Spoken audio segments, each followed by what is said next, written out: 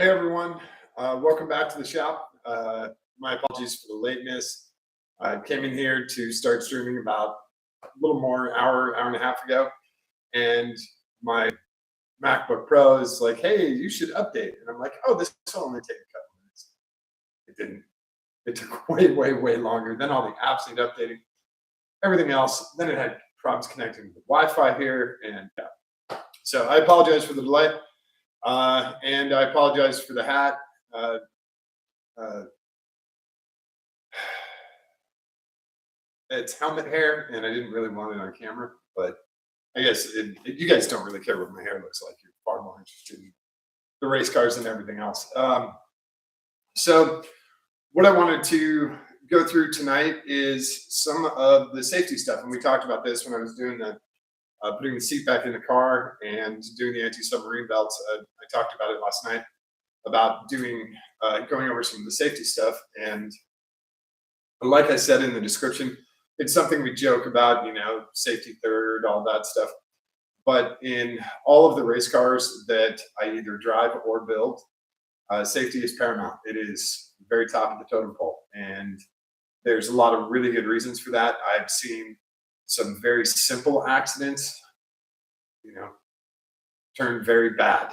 And I've seen some really bad accidents, and the driver walked away. So safety is really important. And if there's any doubt about any of that, just look at Dale Earnhardt.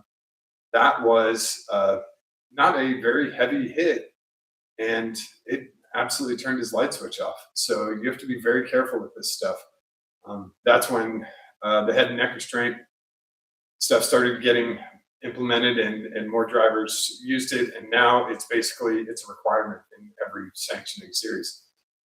I wish I brought my gear down, so I apologize for not doing that. You guys have seen all my gear with the Hans device and the helmet, the suit, and everything. The personal safety gear is always important, and when you're picking out a helmet, make sure that it is Snell SA rated, not M. M means motorcycle, SA means sport auto. They do different testing on those different helmets.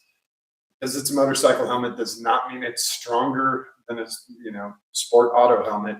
The sport auto helmet is not necessarily designed for motorcycle protection. So definitely pick the helmet that you're using. If you're using it on a motorcycle, get the helmet. If you're using it in a race car, get the SA. Snell rating is pretty much the highest rating you can get, unless you get into NASCAR F1 and stuff like that. Those guys have completely custom built helmets. They're fully carbon fiber. They weigh like half a pound. They're incredible. It's a little different when you get into that level. For everything right below that, all the way down to simple autocross, figure out how much your head is worth and spend that much on a helmet. That's how simple it is. Depending on your budget, you can get a really decent helmet for $350. It'll be fiberglass. It'll be kind of heavy. It'll be either matte black or white, and simple, but it gets the job done. You pass tech, and it'll protect your head. If you want to, you can spend $5,000 on Rue carbon fiber helmet, or God, who makes the? I forgot who makes the really kick-ass ones, but there's kind of unlimited. You can spend, I think, $8,000. I've seen $8,000 helmets. So if you want to, if that's in your budget, then you can do that. But personal safety, figure out how much your head is worth, buy an appropriate helmet for that. The other thing is the car. And in our case, the car is not motorcycles. Motorcycles are a lot different. There's different aspects. Most of it is personal safety with regards to the suit and the pads, boots, gloves, all that stuff is a lot different than in a car. A car, you basically have a really nice racing suit that's 3-layer, fireproof. I should say fire resistant, and you have socks and gloves, and they're fire resistant, and your shoes are also fire resistant. So it's a little different than motorcycle. But in a car, you also have this skin that's a motorcycle drivers call it a cage, but you do have this surrounding you, which is also technically counting as protection. Now, once you get in the car, there's a whole bunch of other stuff. And depending on the level of racing that you're doing, if you're just doing a local autocross, your car will probably be fine. You're not going to be reaching speeds or potentially rolling the car. It's very, very difficult to roll a modern car. It's very hard to do. You got to have help from outside sources. You can't just grab the steering wheel and roll it over like in the olden days. It's very difficult to do. So if you're doing autocross, you don't really need a full cage in your car. That's always nice, right? But you don't really need it. If you're doing wheel-to-wheel racing, anything in SCCA, NASA, SVRA, you'll want a fully prepped race car, and that's mainly for safety. So that's where we'll go. We'll talk about this car. I have a bunch of stuff. I was doing nuts and bolts late last night and just doing some sorting. So I apologize for the nuts and bolts on the back of the MR6. But what I want to do is I want to bring you guys in the car, and I'll show you some of the stuff that we have in the Lemons car. And this applies to, it's slightly different in my other race car. I have slightly different stuff, but all the categories are the same. And they should be the same if you're doing any kind of serious racing. Once you get out of HPDE, or once you get out of, once you progress past that level, you'll want more serious safety because you're dealing with higher speeds, higher, turn-in speed, higher exit speeds, harder braking, going deeper into turns. You'll want that safety. It's a really nice backup. Because even though there's other people out on track, there might not be anyone around you, and you have a major problem.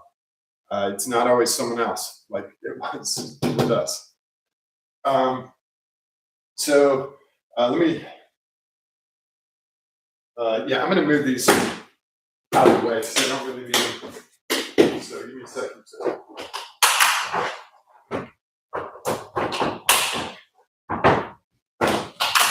Put the nuts and bolts in the nuts and bolts area. Oh God! I literally tripped over my own foot. That's how big my flipper feet are. How's that? This one we actually use for the lifters. So we'll do some of the other stuff first. And then we'll get to this. This is our hood opener because we don't have a prop rod.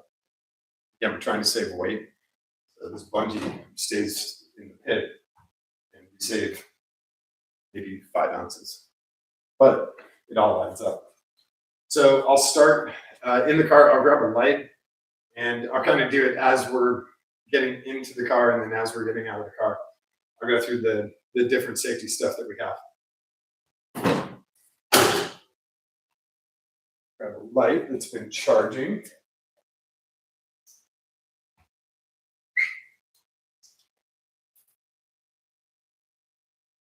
Let's kind of see what's going on here.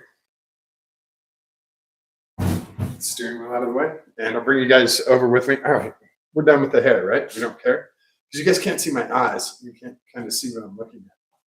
So, also, I wasn't really paying attention when I put this on. My pit race hat. Awesome. Fantastic facility. So there you go. There's the hair. All right, I'm gonna bring you guys in. Bonk into a whole bunch of other stuff and lower you down. Then I'll get in the car and I'll probably go on the far side so you guys can see most of what I'm talking about. I'll just leave that sort of in as close as possible. Might have to move this. I'm going to go over to the other side of the car with my right.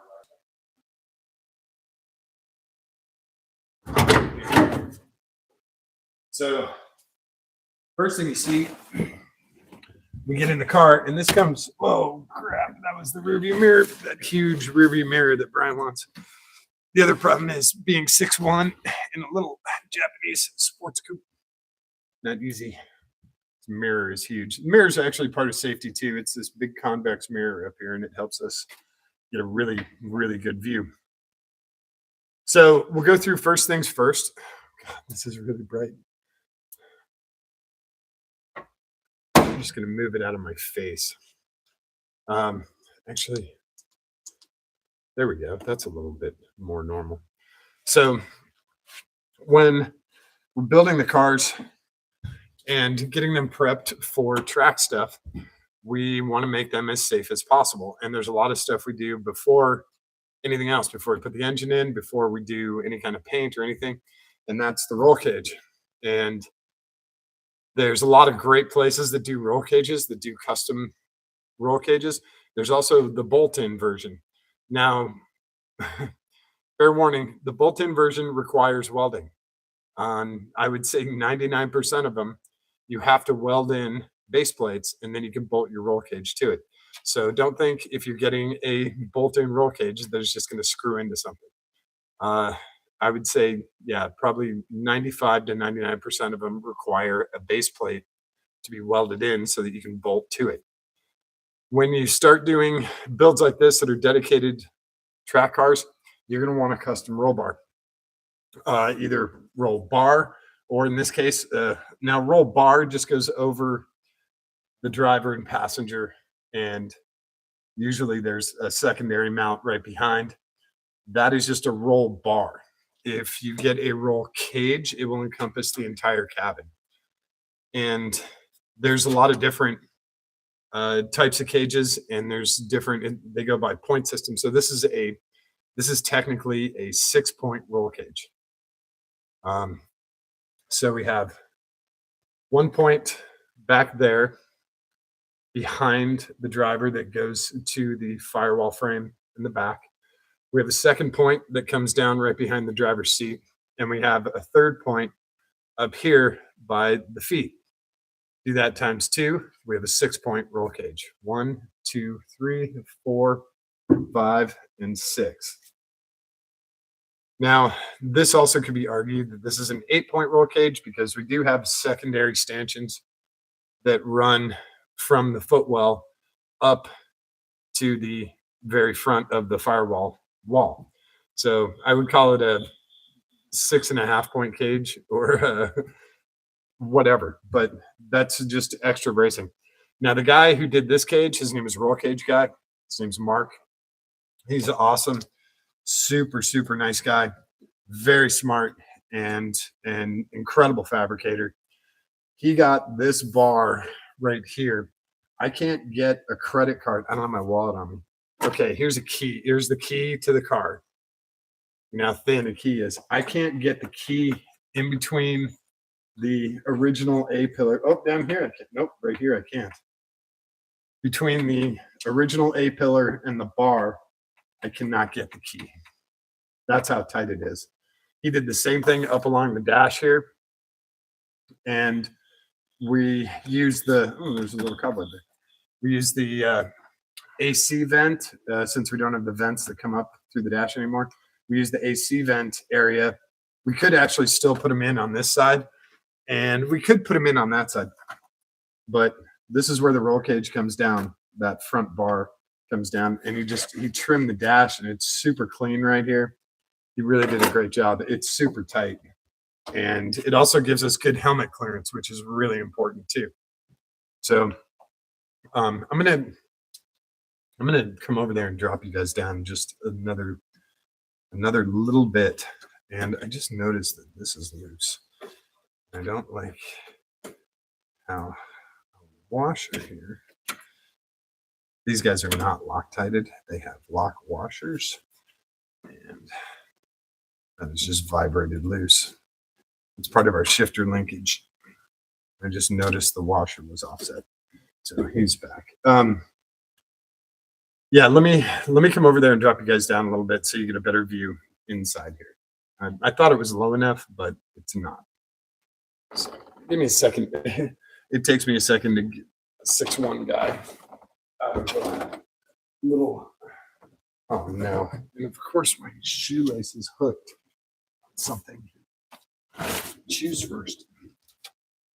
It's actually harder to get out of the passenger side of this than the driver's side.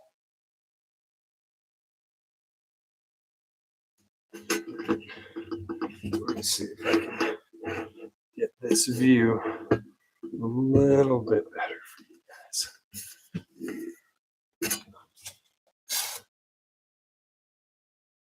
Yeah.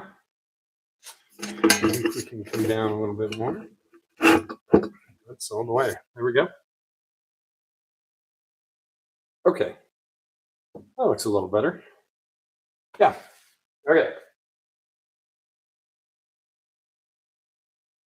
Okay, so once you get the interior all stripped out, you get all the carpet out, all the sound deadening, and it's just bare metal in here, that's when you do the roll cage. That is the best time to do that because you'll have bare metal in here, very easy to weld to, very easy for them to measure. If you want to do it yourself, it's the same thing. You have access to all of the metal panels. It gives you great welding area, and you can figure out strength from there. The one thing we did different in this car, not different, but kind of the adjustment that we did was this crossbar that comes across the top here of the halo. This is called the halo that goes around. The crossbar, the support bar here, you can run in either direction. You can run from back passenger to front driver, or you can run back driver, front passenger. The reason we did it this way is to give us a little more helmet clearance here. So rarely do we have a passenger in here. We don't really care if their helmet hits this, and also the passenger seat sits lower, so it would definitely clear it. But we wanted to have that extra room for the helmet, so we don't want the helmets bonking into this padding. The roll bar padding is standard SFI rated, and it's not very soft at all. But when you get hit at 50 or 80 miles an hour, it becomes real soft versus steel. There's also different options you can do. Like Roll Cage Guy offered us a whole bunch of different options regarding the cage. We could, one of the options that I went for, he wanted to do, just regular, just a straight bar across here. But I wanted to do an X bar, and that costs a little bit more money. You can kind of see it's X shaped here. This is a lot like the Porsche Cup cars. They have this same type of bracing. The other nice part is we didn't have to cut the door in order to put this in. So the door is still solid, which is, again, a little extra protection, one more layer of steel if someone comes in from the outside. So also all of our door handles work totally normal like they do. But we have, again, this is super tight. I can't even get my hand, well, this doesn't count. Where the window crank would be, I can't get my hand down in there. So Mark did a really, really great job on this roll cage. I'm very, very happy with it. Even up here in the top, I mean, it's so tight. I can't even see light through here. He did a great job. I'm very, very happy with this roll cage. It was not cheap. This roll cage was about $3,500. It took a couple of months to do. If you're going to go to your Roll Cage Guy, plan on 2 months minimum of the car not being there. That's just how long it takes for them to measure and get everything right. Some guys, they'll do it, super simple, bar here, bar here, bar here, and they'll be quick about it. So you obviously, with the roll cage, you get what you pay for. This one is also stamped because Mark's certified. I don't know, the stamp's over there somewhere. And so it's legal in SCCA and NASA and all that. It meets all of their requirements. What's really funny is the series we run in Lemons is actually far more strict about a lot of safety stuff than the other sanctioning series like HSR or SCCA. Lemons is incredibly strict about safety. So the other thing we did custom, which is a little hard to see, but behind the driver's seat, it's cupped out a little bit because we do have an adjustable seat that does slide that far back. So when we didn't have this racing seat, Mark used the original OEM seat as his guide to see how far back we're going to go. So we do have a little room back here because this seat isn't as thick as the original. So that's it for the roll cage. And of course, this roll cage was originally in the red car. Now it's in the white car after we cut the roof off, put this in. And just so you guys have some kind of reference, this 6-point roll cage with the NASCAR style door bar on that side and the X brace here, cross brace here, and these extra little gussets, which are kind of hard to see. You can see one back here. He just marked those for free, which is cool. He just threw them into the package, which was nice. And they're all over. He did them all over the place. It was about $3,500 worth every single penny. This car is great. But just as a reference, this 6-point cage weighs 125 pounds. So if you want to even it out, you got to take 125 pounds out of the car in order to offset the roll cage. If you do an 8-point or anything more elaborate regarding the door bars or the halo or anything else, it's going to add more weight. So you got to peel a bunch of that other weight out of there, like carpet and sound deadening. The sound deadening was so heavy. It took forever to get it out of here too.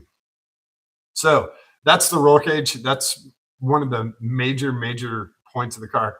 The other benefit of the roll cage is it stiffens up the chassis. It gives it a couple more points of stiffness. And especially on an older car like this, an 87, it really helps prevent that frame from twisting or torquing when you're coming into turns or heavy braking or whatever. It really helps keep the chassis from twisting around. It's very nice. It's extra support. I like it. It's worth the money and worth the extra weight. Let's see. We'll go on to let's talk about the worst possible thing that can happen, and that's fire. Engine failures, they happen all the time. Transmission, brakes go out, whatever. Someone bonks you and spins you. You got the roll cage, you're in good shape. The worst possible thing that can happen is a fire. And this car, the engine is right behind you. And so sometimes it's difficult to know that you're on fire. You have to rely on your mirrors. We have 3 mirrors on this car. We also have the rear camera. So we have to kind of, rely on spotters or make sure we're keeping an eye on stuff. If you have a front engine car, it's very quick to find out you're on fire. And yeah, you'll know almost immediately. You'll see smoke and then flames and then a whole bunch of bad shit happens. So for fire suppression, pretty much every single series, if you're racing and not doing an HPDE, for every series, they require a fire suppression system. Now, there's a bunch of different fire suppression systems out there. OMP makes one, a really cool electronic one. You just push a button and it just blows everything up. And the company that we use, and again, like I said, I'm not getting paid for any of this stuff. This is all out of my pocket. We use a system by Lifeline. And let me see if I can move. This is so hard to move around in this car. It sucks being this big. All right. So I'll try and get you guys over here. See if you can see. Nope. There is a bottle. Nope, you guys can't see it back here. I don't know if I can get the laptop that far over. Hang on a sec here. Nope. Can't do it. Maybe I can sneak you guys through the back window. Nope, there's too much glare. Let me see. Can you see my hand here? Nope. All right. Well, hang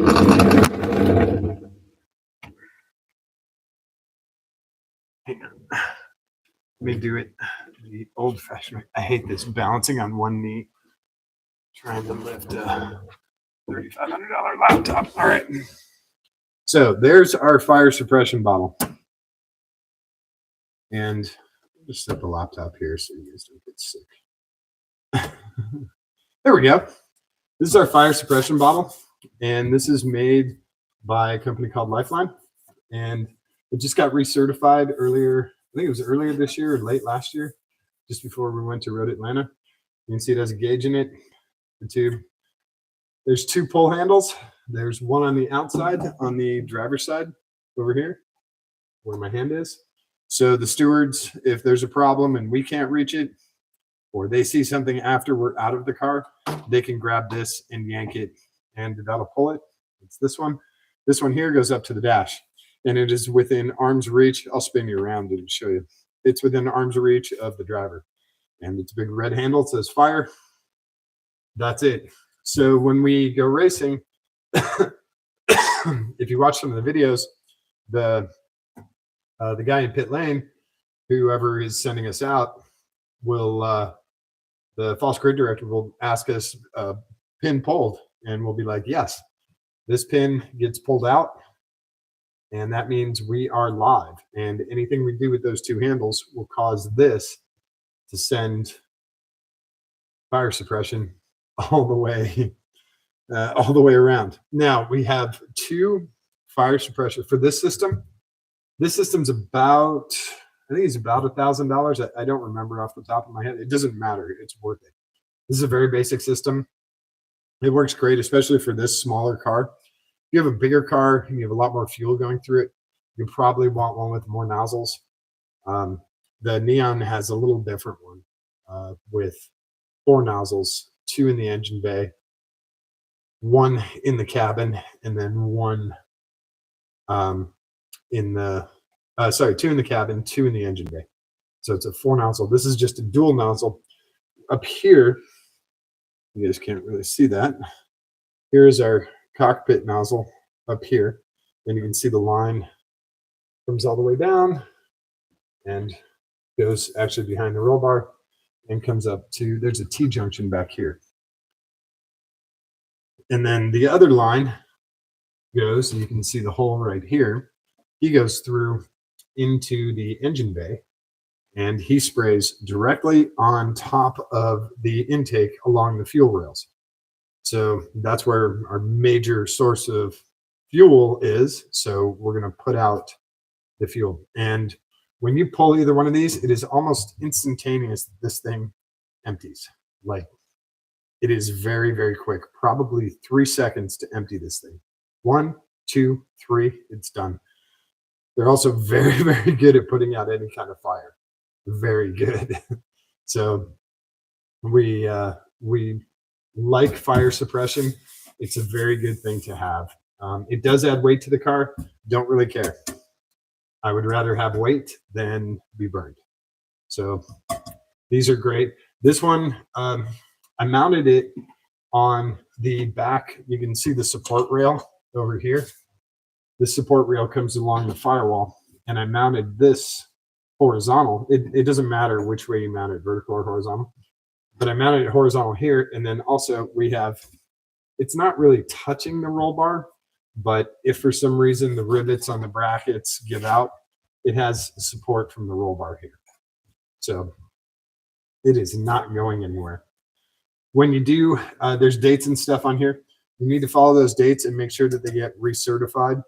All you do is you send this UPS ground to Lifeline, and I don't remember. I want to say it's like 50 or 75 bucks, and they'll empty it and refill it and send you back with a new sticker that says you're current and everything works correctly. Very nice folks at Lifeline, very fast. It took me less than a week to send this out and get it back. They were very quick. So they're very good at that.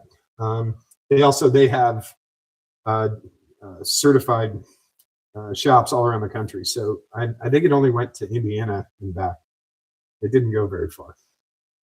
So I'll show you guys the dash part here.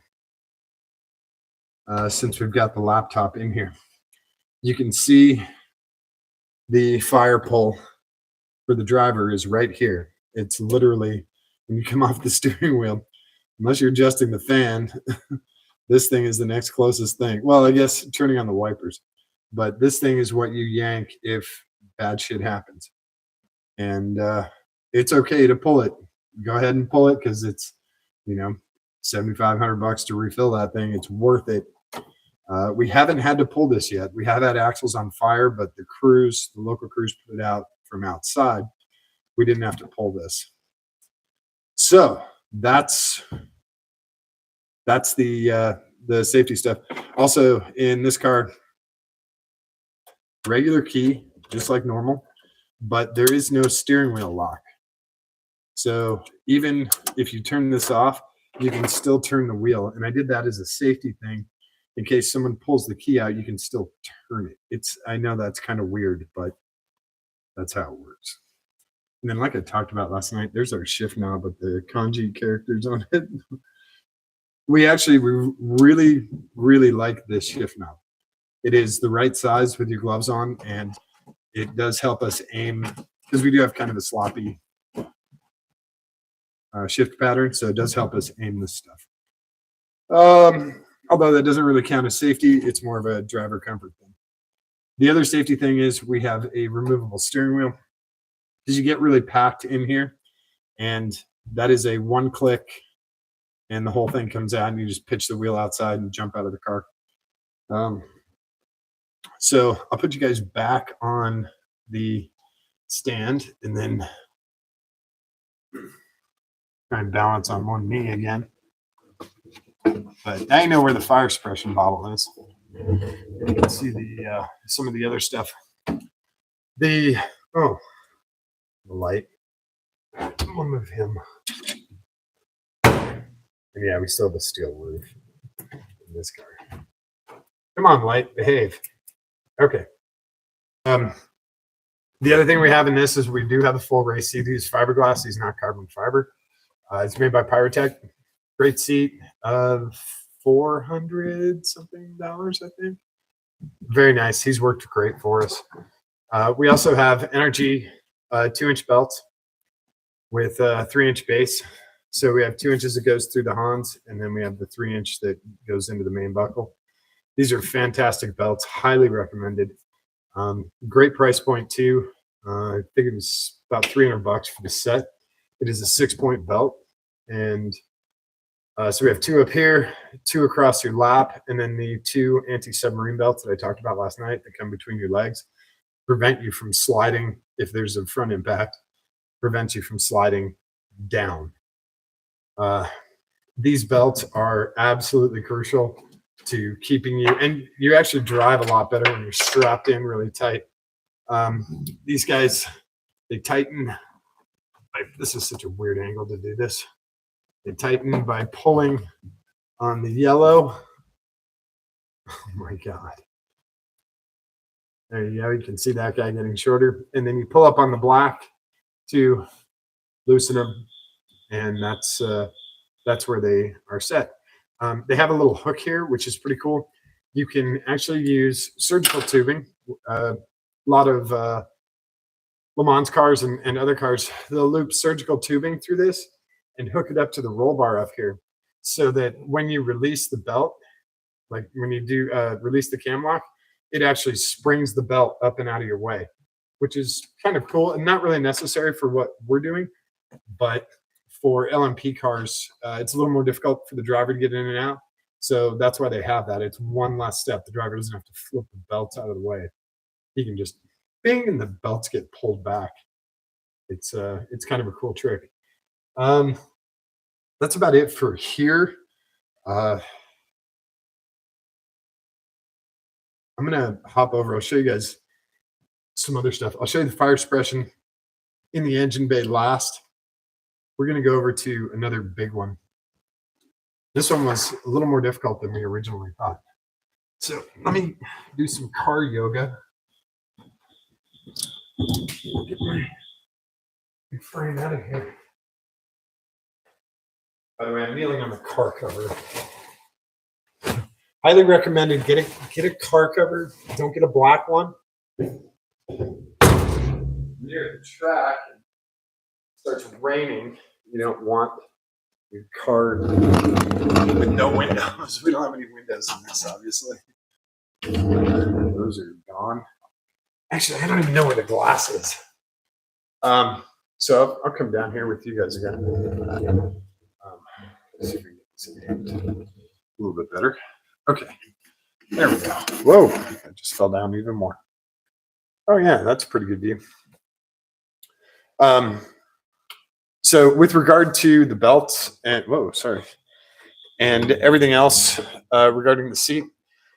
There are some sanctioning bodies that during tech inspection, and usually this is kind of random, but sometimes they tell you they're going to do it. They have specific rules about how long it takes you to get out of your car, and sometimes they'll call you, or if you have another driver, they'll call the other driver over, and you guys have to go through tech again. But they just want to make sure that you can get out of the car in 10 seconds or 12 seconds or whatever the rule is for them. And with this car, it's actually very easy to get in and out. You can do it in 10 seconds, pretty easy. They'll mess with you and they'll say you have 12 seconds to get out of the car, but then they won't let you open the door. They'll hold their leg against the door, so you have to jump out the window. They'll do stuff like that, and they'll also like push you back in, and you have to go out the other side of the car because the car is flipped over, whatever. You can't get out that side. They mess with you in tech just to make sure that you can do all of this stuff. They don't want an incident where someone's trapped in a car and they don't realize they can get out the other side. So, hey, Liz. Yeah, is it morning? Yeah, I guess it is. Don't be surprised if you do have a full blast race car and someone at SCCA is holding your door closed, and then you try to come out the window and they push your helmet back in and say you have to go out the other side because this side's on fire. And you're like, oh, damn it. And you have to jump across everything and get out that window. I've only had it happen to me once, and it was only on this side, and they held the door and I had to jump out the window. So just be prepared for it because it does happen. And they do them. I don't know if they do them random or if they do them, every 10th car or whatever it is. But it's very smart for them to do that because you get kind of in the zone and you forget where the hell you're at and how the hell to get out and all that. It's a good just kind of reminder for all the teams, practice that. I know IndyCar teams practice it. I know F1 teams practice it. Le Mans teams practice it. But sometimes when you get into the grassroots stuff or, even a little bit lower HPD stuff, they don't really practice that. So it's definitely good to remember where the hell you're at and how the hell to get out of your car, especially if it's on fire. God damn, man, I've seen some gnarly stuff when it's on fire. So the other thing, and this is again relating to safety, and one of the major safety things is the kill switch. And this is a full battery kill switch. This kills all the power in the car. So if the engine's running, there's certain ones that you can turn it off and the engine will still run. It'll still diesel itself and keep going. This one kills everything. There's no spark. There's no fuel. There's no anything. It's the ECU's gone. Everything is gone. This kills all power to the car. Dash is gone. Computer's gone. All of it. It does have, you can remove it and use it like a key. Like, yeah, no one's going to steal my car now. It'd be very difficult to steal this car. The complicated part for us was using this vent. One of our guys, Devin, 3D printed this mount that goes in this air conditioning vent, fits right in that hole, and then our kill switch goes on top. And again, it's in perfect distance for our shortest driver. And we set this up where when the key is straight, that means you're going straight. When the key is not straight, you're off. So that's how this is set up. The only thing that was really difficult was getting these huge cables this close to the roll bar, this close to the switch without arcing things. And we did arc some things in South Carolina. The original design for this was done by Ryan, and he had one of the magnetic parts bowls, and he cut it up. I don't even remember what he cut it with. We didn't have anything to like cut steel, but he cut it and flipped it over, and we used that as our, ripped the magnet off the bottom. And I think he was using a screwdriver and a hammer to like trim it. And that was our original cutoff, because our first cutoff, our original was actually through up here right on the outside. That worked great for, anyone outside the car, but it has to be inside the car within arm's distance. And so we did this instead of having it outside. That's fine. This works just as great. And also the stewards can reach in and do a battery kill from here too. So that works good. Battery kill is very, very important, especially if car's on fire, or if you have major engine problems, or if your car is, if you have a runaway, which is not very often, but occasionally, you can kill power here. Again, if you if you have a runaway, killing power is just kind of the start. You have to cut off the air, which is a little different in the car, in this car. So that's all of our safety stuff in this car, and I'll show you the fire suppression in the engine bay, just so you know where the nozzle goes. And um, this, we make this car as safe as possible because a whole bunch of different people drive it, and they're different levels. They're experienced drivers like myself, and then we have absolute full blast rookies that have never been on a track before. And so we have to keep things very simple, but we also keep them very safe. These guys know all the stuff. They've driven around with that. I've had them pull into the shop here, and I've just turned the key off, and they're like, "What the hell?" And yeah, that's it. So everyone's pretty respectful with that stuff. They understand how to use it, and I don't think anyone would get flustered in an event. I think people would know, pull the fire, kill the battery, get the hell out of the car, throw the steering wheel, just get out of the car. So yeah, give me a second to get this thing raised back up, and I'll show you guys the engine bay. It's concrete on my knees. All right. That's not that bad. I know, I complain too much, right? So give me a second here. Oh, wait. Okay. There we go. And I'm also trying to not dump you guys on the ground. I should just get a little pneumatic desk, right? One of those adjustable desk things. But this thing is pretty simple, and it works pretty well. So let's go into and I'll grab the light too. You can see the nozzle there. You can see the blue. Our kit came with blue nozzles. I really wanted red, but you can see the blue right there. So for safety stuff in here, here is where our fire suppression comes in. It is pointed right at the intake for the fuel rail here and the fuel rail here. This is our main fuel input. So he's a little bit bent. He probably got bonked. But he's going to go right where our main fuel is, and he's going to cover this entire area. And also probably get up to the throttle body, which is doing all the air. We'll jam up the engine and hopefully turn everything off. That's the idea with that. Now in the Neon, I have two of them, and I have them in different corners. They come in at an angle, and they absolutely hose down the bay. So it's a little different on that race car. Another safety thing that we did, that I do on all these cars, is I try to make sure that cables are covered. That when you have an exposed connection or something, get some kind of tape on it. And that's just to prevent arcing, because arcing is a huge, huge cause of fires. So any of the cables, I mean, like this is over here, I can see this is cracked. This is also original split loom. So before we go out again, I'll try and get this covered with some cloth tape. This can wear through.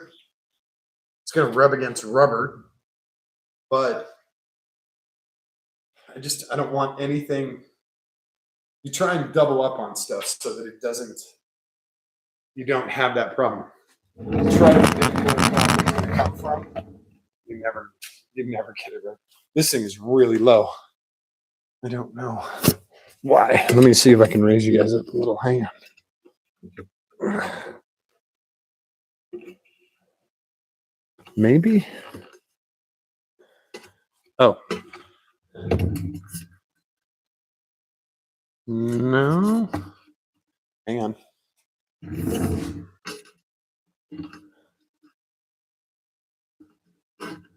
know why it's so damn low. Damn. Keep you on the car. But yeah, this one's really short. This one, I think.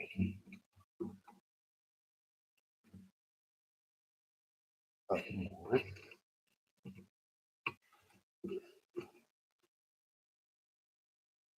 This one, I think, can come up more. Oh yeah. Okay. Whoa. All right. There we go. Oh yeah, that's way better. Sorry. And of course, it catches on the water. So there's all the basic safety stuff that we have in the race car, the roll cage, and you can see the NASCAR door bar here. And like I said, we had to cut out for the door. Mark cut out the door so it fits. Really only have one spot touching back here, but it fits absolutely perfect. Oh, there's a spot here? No, just the one spot right here. And I think that's from when we put the cage back in. I think we're a little bit further out, or this door is further in. So otherwise it doesn't match. And you can see how close he got to the A-pillar here. He ran this tube straight down, that's why it doesn't follow that line. But I mean, this is so tight in here. And on this side, it's even the same up on this roof. The roll cage is great because you don't have it doesn't take up a lot of driver room, and it stays out of your field of vision, which is really, really important. So that is pretty much all of our safety stuff.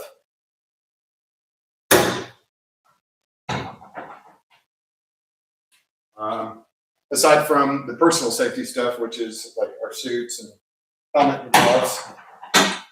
But if you guys have any questions about any of that stuff, welcome to ask. I'm happy to help out. The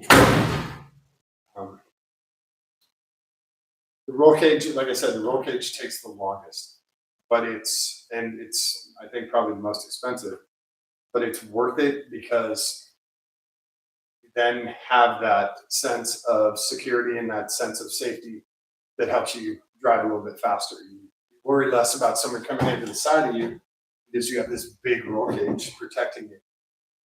And you worry less about someone coming in the back of you because you have this big roll cage protecting you all around. Or heaven forbid you flip over. So, again, the battery kill, super important. Fire suppression, super important. Belts and seat.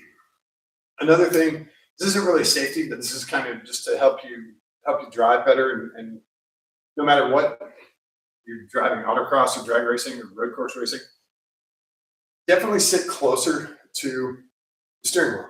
You don't want your arms fully extended, but you don't want them like this unless you're in NASCAR. Those guys, but NASCAR is weird because if you let go of the NASCAR steering wheel or car, the steering wheel of the car, it'll just go around in a circle. Those guys are actually pulling that car and holding it on the straights and then letting it go in the turns, and the car is automatically doing the turns. Then they have to come back and hold it they're cranking down on this car. That's why they have the steering wheel so close to them, is because they have to pull. But you don't want the steering wheel way back. You don't want to be tilted back looking at the sky. At the same time, you don't want to be, I've seen drivers like this and they're like, the steering wheel's right up on them. And I'm like, how the hell do you drive like that? Like, it's really hard to use a turn signal or whatever. Anyway, find that nice ground. What I tell students is put your shoulders touch the back of the seat, arms should be all the way out, and your wrists should break over the edge of the steering wheel.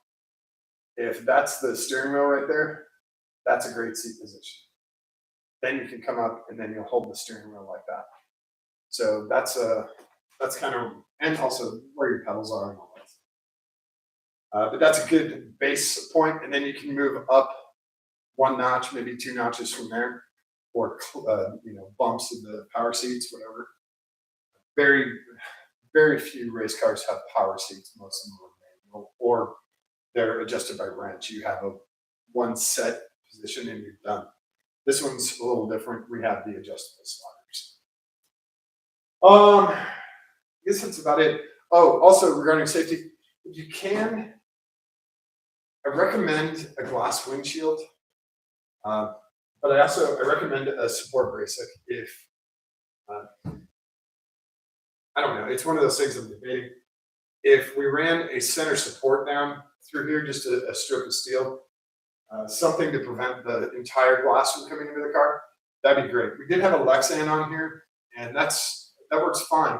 The couple problems with the Lexan, when you get hot rubber on it, it tends to stick to the Lexan, and it sticks to the glass, but usually it'll fall off after a second. The Lexan, it actually burns in and sticks, and when you have a whole bunch of stuff in your field of vision, it makes it difficult. So Lexan works because it's very lightweight, and if you need to replace it, it's pretty cheap. The Lexan windshield, well, that one's not cheap. Actually, the glass was a lot cheaper than the Lexan. But the glass is heavier, so that's why a lot of guys run Lexan windshields. If you're going to do any kind of driving at night, don't run Lexan. It diffuses that light, any kind of headlight or brake light or whatever. It really spreads it out and makes it very difficult to focus. Regular glass works a little bit better. So that's just my recommendation personally. Depending on the car you're driving, I'm driving a 300-mile-an-hour Nitro Funny car. Yeah, you're going to be using polycarbonate, and it's going to be about yay thick. And yeah, okay, you only need to see out of it for 3.5 seconds, right? So yeah, that's a little different story.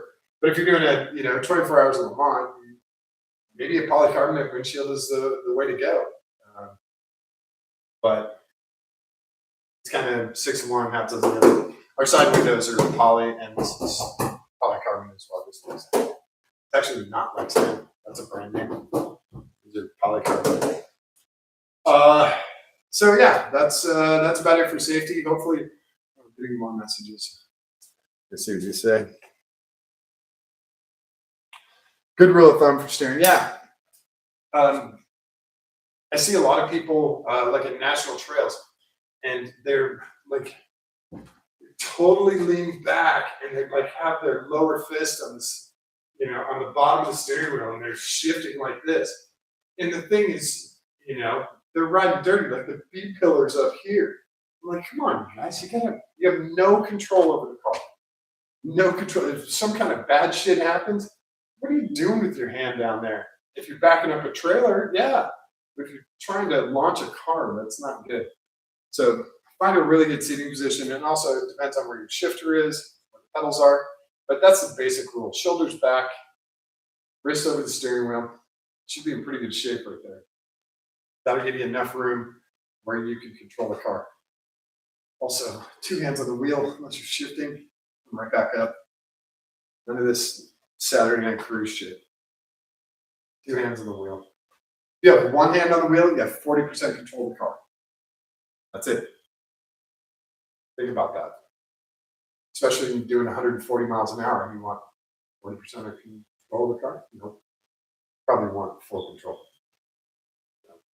Yeah, I think that's it for safety. If you guys have questions, whatever, please put it in the comments, shoot me a message. I'm happy to answer any questions you guys got. When we do any updates to this car, I'll definitely put it in there. Like I said, our seat expires at the end of the year, and the belts expire at the end of the year, so we're going to be doing new belts and new seats.